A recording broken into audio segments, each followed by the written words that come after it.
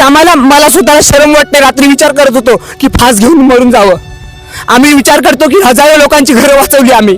आतापर्यंत कुठे काय झालं का आम्ही धावून जातो लोकांची घरं वाचवतो, पण आज स्वतःची आमची घरं तुटलेली आहेत. आधी तिला मारा तुम्ही आणि मग घर तोडा तुम्ही. त्याला ती चालू शकत नाही, बसू शकत नाही. म्हणजे एक मुलगी आणि तुम्ही मेसेज मध्ये हँडिकॅप तुमच्या पायावरती एवढं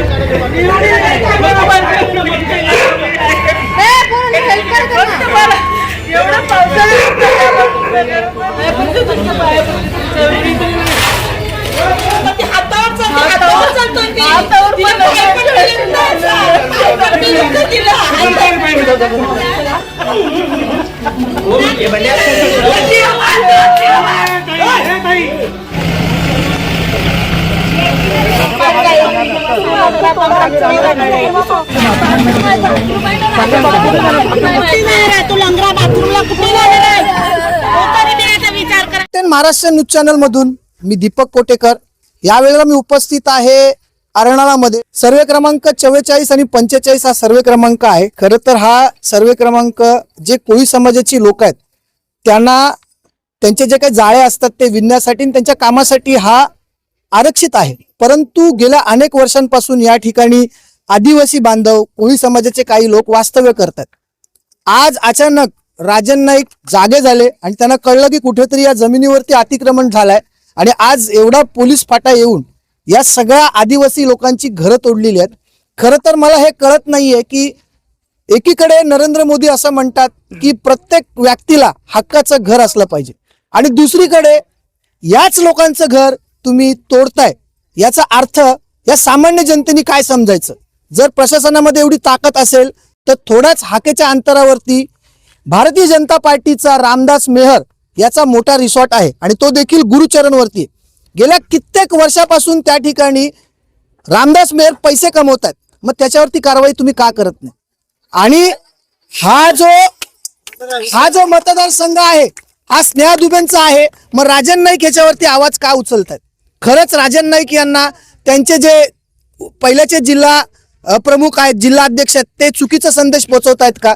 आता या गरमीमध्ये सरकारने असं सांगितलंय की 12 ते 3 घराच्या बाहेर पडू नका आणि 12च्या आतच तुम्ही यांना बेघर केलेलं आहे. खरंच हा मोदी सरकारसाठी खूप मोठा प्रश्न आहे. जाणून घेऊया ज्यांची घरं तुटली आहेत. आज बघा ही एक ताई आहे. काय नाव आहे ताई तुझं? बसंते. किती वर्ष राहते तू इथे? कम से कम 40 वरती. 40 वरती. हा. आज तुझं घर तोडलंय. घर तोडला. ताई तुझं नाव सांग. भारती किशोर जाधव. भारती किशोर जाधव. तू कुठे इथेच राहायला आहे? हो, कोणत्या समाजाची आहे? आदिवासी समाजाची. आदिवासी समाजाची. आज तुझं घर तोडलंय भर उन्हामध्ये. म्हणजे उन्हामध्ये कणकणत्या उन्हामध्ये राहू शकत नाही आणि तुझं घर आता तोडलं.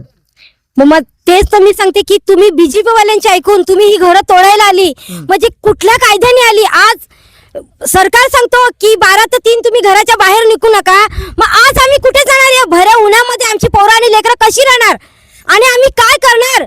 आणि हा महेंद्र पाटील ह्याचं ऐकून तुम्ही बीजेपी वाले इथे घरं तोडायला आली. मग आता आम्ही जनता ही कुठे जाणार? का त्यांचे बंगले नाही तोडले? का त्यांना टाइम दिलं घर खाली करण्यासाठी? का गरीब लोकांना टाइम नाही दिलं घर खाली करण्यासाठी? का हा अन्याय नाही तर काय आहे? बायकांना खेचून वगैरे सामान काढलं, लोट हानी केली. हे कुठला कायदा आहे बीजेपी वाल्यांचा? ताई एक मिनिट. इतके वर्ष तू इथे राहिली. या अगोदर त्या बहुजन विकास आघाडी या पक्षाचे 3 आमदार होते. तेव्हा कधी असा प्रसंग झाला? नाही कधीच नाही झालं. जितेंद्र ठाकूरांनी तुमच्यावर कधी अशी वागणूक केली नाही? कधीच केली आहे. बीजेपी सरकार आलं त्यांनीच आमच्या घरावर तोडक कारवाई केली आहे. ते आमदार राजन नाईक आहेत, त्यांचा हा मतदारसंघ आहे का? हा स्नेहा दुपेचा आहे. मग त्यांनी काय नाही मुद्दा उपस्थित केला? राजन नाईकांनी का केला? मतदारसंघ तर राजन नाईकांचा नव्हता, स्नेहा दुपेचा होता ना. अच्छा, तुम्हाला प्रशासनाने काय नोटीस वगैरे काय वेळ वगैरे दिला? नियमानुसार 15 दिवसाच्या आधी नोटीस द्यायला पाहिजे, बरोबर? त्यांनी काल आम्हाला नोटीस दिली दुपारी आणि आज घरावर येऊन रात्रीच्या रात्री आम्ही काय करणार? कुठे जाणार आणि कुठे जाणार आणि सामान कसं करणार? असंही 15 दिवसाचं गव्हर्नमेंट टायमिंग देतो. मग 15 दिवसाचं न देता तुम्ही 1 दिवसात काय आले? सामानासकट घरं तोडलीत तुम्ही. सामानासकट आम्ही जसं बिसा काढलं अर्ध. आज गरीब आम्ही लोक, त्यांना तुम्ही टायमिंग दिला आणि आम्हाला टायमिंगच नाही दिला का? असा आम्हाला खेचाकाढ केली बीजेपी वाले, हे यांचे हलकट बीजेपी वाल्यांचे हलकट महेंद्र पाटील हा भडवा, यांनी सगळं नाटक केलंय, सगळं नाटक यांनी केलं आणि आता सांगतो तीर्थयात्रेला गेला. हे भडवा गेला तिकडेच वरशील. तुला लाच पाहिजे बीजेपी महेंद्र पाटलाला. आता हा मतदार एक मिनिट, हा मतदारसंघ स्नेहा पंडित दुबे यांचा आहे. खरं तर हा प्रश्न स्नेहा पंडित दुबे यांनी उचलला पाहिजे. आता राजन नाईक यांना महेंद्र पाटील यांनी काय सांगितलं ते मला माहिती नाहीये.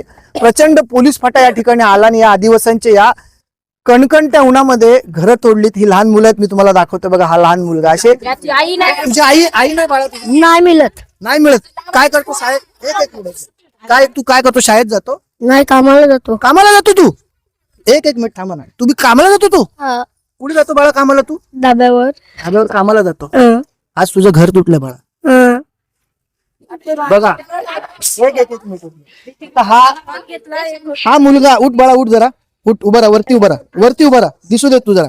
तुला नरेंद्र मोदींनी पाहिलं पाहिजे. आज नाईक साहेब, मी तुम्हाला व्हिडिओच्या माध्यमातून हा एक लहान चिमुरडा मुलगा दाखवतो. माझ्या मते तो 8-10 वर्षाचा असेल. आज याची काय चुकी आहे?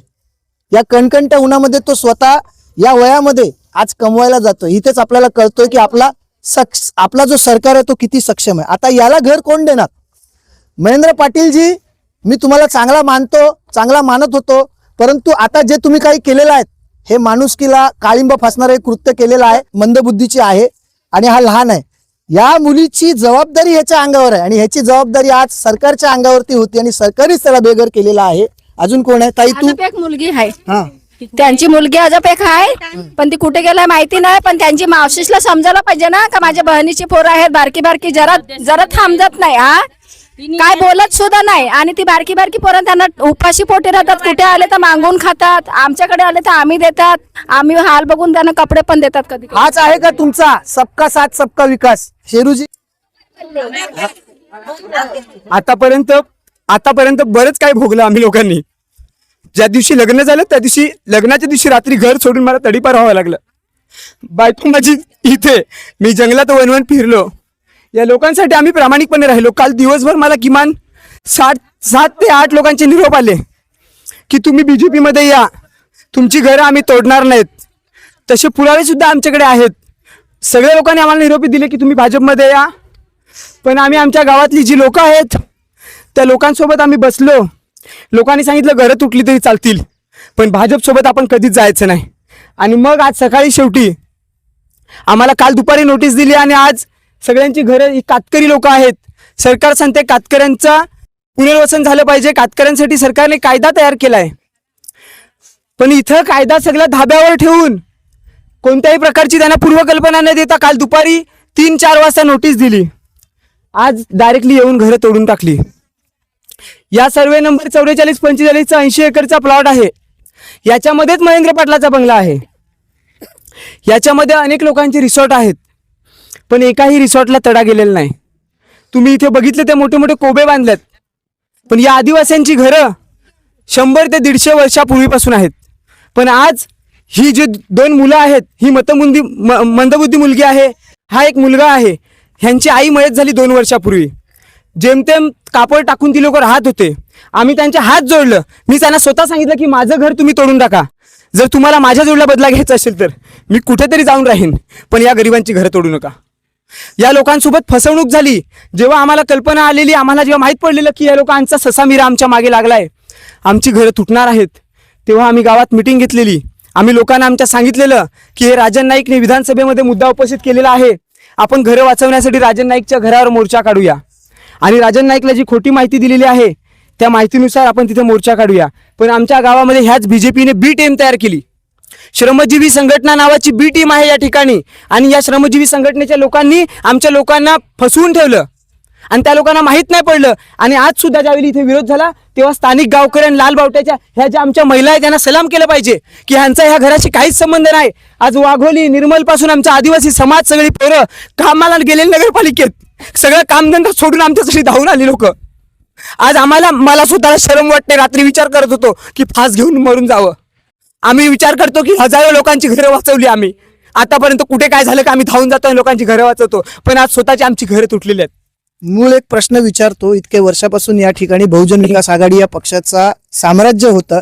त्यांचे 3 आमदार एका टायमाला खासदार देखील होते. त्यांच्याकडनं तुमच्या बरोबर अशी वागणूक कधी झाली का? बहुजन विकास आघाडीची 35 वर्ष सत्ता चालली, आम्ही त्यांच्यासोबत कधीच नव्हतो. आम्ही त्यांच्या कट्टर विरोधात होतो, आज सुद्धा त्यांच्या विरोधात आहोत. कारण की आम्ही एका कम्युनिस्ट पक्षाच्या विचाराचं राजकारण करतो. आम्ही ह्या लोकांच्याशी कोणाची घराची तोडातोडीचं राजकारण करत नाही. पण एक सांगायचं आहे की ज्यावेळी आमच्या शंकरपाड्यात लाईट नव्हती, या बहुजन विकास आघाडीच्या काळामध्ये देवराम पाटलांनी सरपंच होते, त्यांनी लाईट आणून दिली. आमच्या घराला घरपट्या नव्हत्या. 2004ला बहुजन विकास आघाडीची सत्ता असताना आमच्या लोकांना घरपट्या लागल्या. आणि आज भाजपची सत्ता आल्यानंतर ज्या घराला लाईट बिल आहे, ज्या घरांना 2011च्या आधीपासून घरं आहेत, त्यांची घरं या भाजपच्या राज्यामध्ये तोडतायत.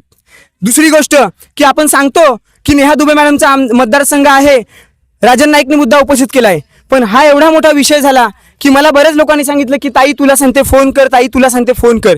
मी नेहा दुबे मॅडमला फोन सुद्धा केला, पण त्यांनी सांगितलं मेसेजवर बोल. कारण की त्यांना भीती वाटते फोनवर बोलायला, की जर फोनवर बोलले तर रेकॉर्डिंग करतील आणि सांगतील. आम्ही त्यांना जाब विचारू ना की जरी तुम्ही आमचा मुद्दा उपस्थित नाही केला तर मग वाचवण्यासाठी तुमची भूमिका काय होती. आम्ही मानत होतो की श्रमजीवी संघटनेमधून नेहाताई दुबे तयार झालेल्या आणि चळवळीतून तयार होऊन आज तुम्ही आमदार बनल्यात. आमची घरं तुटत असताना तुमची काय भूमिका होती? तुम्ही लोकांनी का नाही आमच्या पाठीशी उभे राहिले? जर ताईने एक मुद्दा उपस्थित केला असता तिथं विधानसभेत, आज आमची घरं वाचली असती. आज सरकार सांगतायत 12 ते 3 बाहेर पडू नका, लोकांच्या घरावर छप्परच नाही, बाया बेशुद्ध येऊन पडल्या, पोलिसांनी त्यांना धक्काबुक्की केली, पुरुष पोलिसांनी त्यांना धक्काबुक्की केली. इथे लोकशाही राहिलेली नाही. आणि सर्वात प्रथम आमचं हे 10x10चं ऑफिस होतं, हे 2011च्या आधीपासूनचं होतं, हे पंजे तोडून टाकलं पूर्ण. आम्ही सांगितलं ठीक आहे तुम्ही तोडा, आमच्या महिला आतमध्ये घुसून बसल्या. आम्ही सांगितलं ठीक आहे तोडू द्या, जर आमची गरज नाही तर आम्ही ऑफिस टिकून करणार काय? अशी ऑफिस आम्ही 10 बांधू, आम्हाला ऑफिसांची गरज पण नाही, पण आमची चळवळ टिकली पाहिजे, लोकांची घरं टिकली पाहिजेत. ताई ये जवळ इथे जरा. तुझं नाव सांग, पूजा पूर्ण नाव सांग तुझं. पूजा माळी, आदिवासी समाजाची. आदिवासी समाज. आजच्या या भर गरमीत आता तुला बेघर व्हावं लागलं, काय सांग? काय सांगणार? सरकार पण बघत असेल आमची तोंड, आमचे चेहरे, आमची पोट.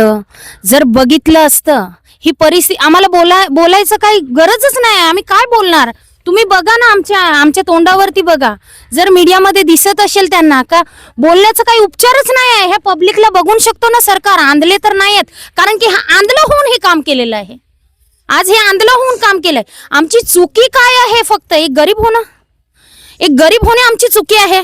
आम्ही आदिवासी आहेत म्हणून आमची चुकी आहे. मतदान करणं मोठी चूक झाली. ही चुकी आमचा प्रश्न एक आहे गरिबांचा, की ज्या वेळी तुम्ही इलेक्शन घ्यायला येत होते त्यावेळीच तुम्ही नोटीस द्यायला पाहिजे होती का नाही? बाबा इलेक्शन देऊ, नोटीस येणार आहे, हे तुटणार आहे, तुम्ही तुमचा सहारा करून घ्या.